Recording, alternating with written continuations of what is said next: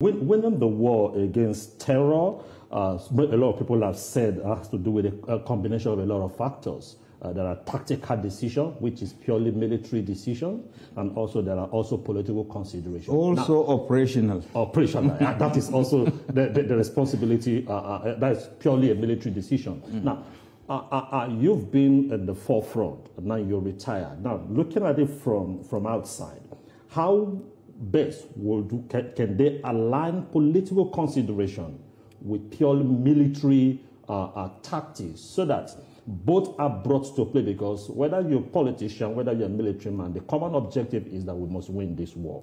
So how do we align these two factors so that none put us down? Because the other time, one of them was saying de-radicalization, and that was, I guess that might be a political consideration. Now, how do you align all these factors together so that at the end of the day, we must just win this war?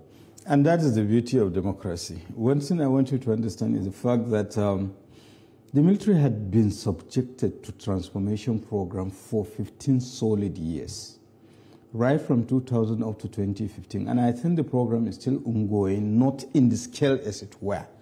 And some of the aspects, particularly the most important thing, is the nuances of subjecting the military to democratic governance.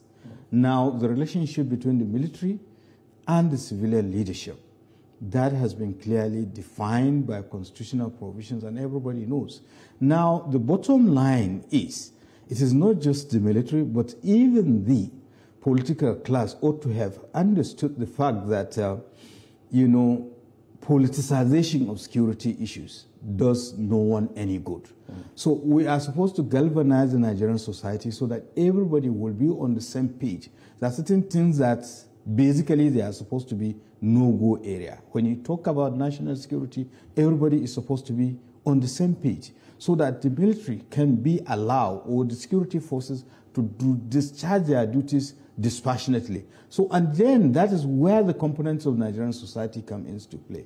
What is our criminal justice system? What are the supporting institutions that the military can do this much, then the other ones can? Take, for instance, I made reference, even the insurgency as to where wouldn't have reached the way we are, the present state we are in, simply because if you look back, way back 2009, when the military were called in when there was this uprising in Maiduguri, they did a marvelous job to the extent of arresting the kingpin. But what happened?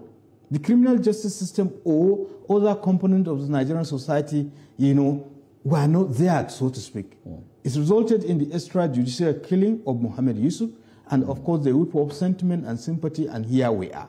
Yeah. So supposing that the system worked, support the military, they came in, did what they did, arrest whoever they wanted to arrest, who found culpable, hand over, the judicial system will take, and then other components will further investigate, see how best, to what extent they have been involved, and all the rest of the thing. But unfortunately, some of the institutions are very weak, and we need to strengthen them.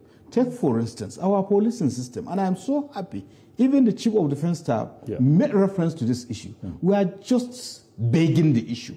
To what extent have we invested in our policing system to meet up with the 21st century crime? Take an average police officer. To what extent have you trained him, equipped him, or her, as the case may be, or them even, to meet up with the challenges of the 21st century? Look at it, within the last 26 years, we kept on having policy somersault, and there are also legal impediments. And sometimes you just even have to go back to the Constitution. Take, for instance, if you are talking about, I'm so happy that he was talking about security sector reform, rejigging the police. But how do you rejig them? When first you have the police headquarters, headed by the Inspector General of Police, then you have the Police Service Commission, then you have Ministry for Police Affairs. Now you have the Inspector General of Police that cannot deploy a Commissioner of Police unless the Police Service Commission has said so. And you cannot promote him. So in case if there are acts of indiscipline and all the rest. Now take, for instance, it's just like you sitting in Abuja and you are the one who will give the Chief of Army Staff this, that, and of course he knows, and I know, that the person is indisciplined or is unfit, and yet you give him. So how can he transform him into something. So these are some of the things that we are talking about. So a lot need to be done. But most importantly, I think the issue of our policing system has to be revisited. In fact, it is the neglect of the policing system that brought us to where we are. And unless we do so, you know, there is limit to which the military and other security forces are doing. And I can rest assure you, it is possible because, look, Nigerians are just marvelous people. And you know the staying power of the Nigerian state, it is not the abundant mineral resources. No, it is the human resources, you and I. So by the time you channel them accordingly and empower them, and again, even the average Nigerian, you have to educate him or educate her in the sense that they should understand that they have a role to play. Everybody should be given sense of belonging. And of course, when we are talking about that, you have to look at all the variables, the economic factor, the political climate, and the social cohesion of Nigerian society. And that is where the components of Nigerian society come into play. Now, we have a youth bulge in this country. Almost 67% of the total population, 200 million plus, are youth.